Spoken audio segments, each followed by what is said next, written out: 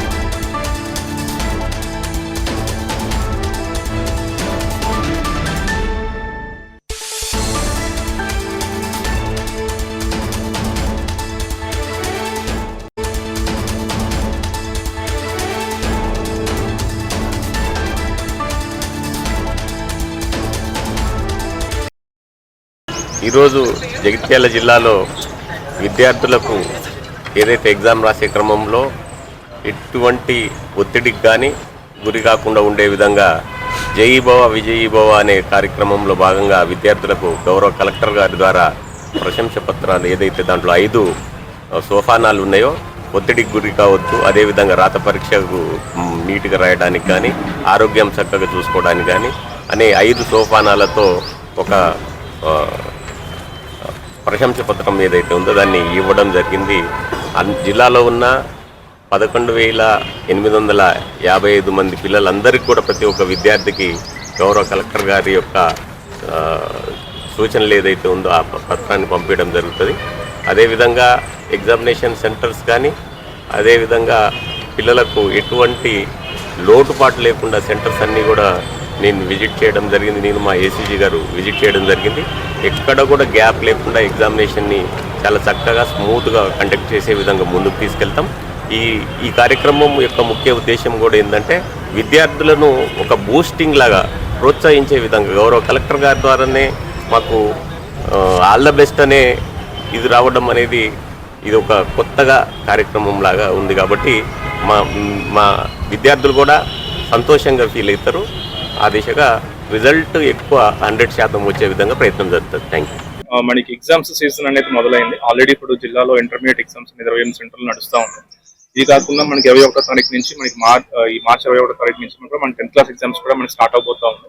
So అందుకని 10th class పిల్లలతో మాట్లాడి ఏమైతుంది ఏంటి రివిజన్ ఎలా చేసుకున్నారు ఏంటి అని దీనిలో మనం మాట్లాడడం కోసం రావడం జరిగింది. సో వాళ్ళతో డిస్కస్ చేయడం జరిగింది అండ్ వాళ్ళని కూడా ప్రాపర్గా ప్రిపేర్ అవ్వమని చెప్పి వాళ్ళకి ఎలా చేయాలి ఏంటి అనేది మన డిఏఓతో డిస్కస్ చేసి ఇవ్వడం కూడా జరిగింది. సజెషన్స్ ఆర్ గైడెన్స్ కూడా ఇవ్వడం జరిగింది.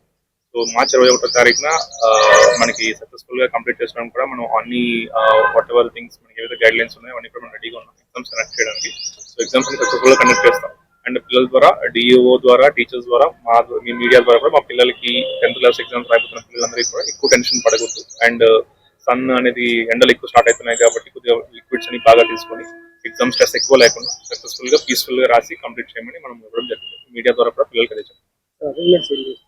మనకి ఎగ్జామ్ సెంటర్ సంబంధించిన ప్రతిసారి చేసే అరేంజ్మెంట్స్ ఉంటాయి. సెక్షన్ 144 ఫస్ట్ అనేది మనం ఇవ్వడం జరుగుతుంది అండ్ సంబంధించిన అక్కడ వాష్రూమ్స్ అన్ని ఉన్నాయా లేదా, ప్రాపర్ గా మెన్ అండ్ ఉమెన్ వాష్రూమ్స్ అన్ని వర్కింగ్ కండిషన్ లో ఉన్నాయా లేదా, అవన్నీ కూడా మనకి ఆల్రెడీ తహసీల్దార్స్ అందరూ విజిట్ చేసి వచ్చారు. ఎగ్జామ్ లాస్ట్ 1 వీక్ లో కూడా మనము మల్టీపర్పస్ వర్కర్స్ అప్పుడు మున్సిపల్ అయితే మున్సిపల్ అండ్ పంచాయతీ అయితే మన పంచాయతీ మల్టీపర్పస్ వర్కర్స్ అందరూ వెళ్తారు అక్కడికి.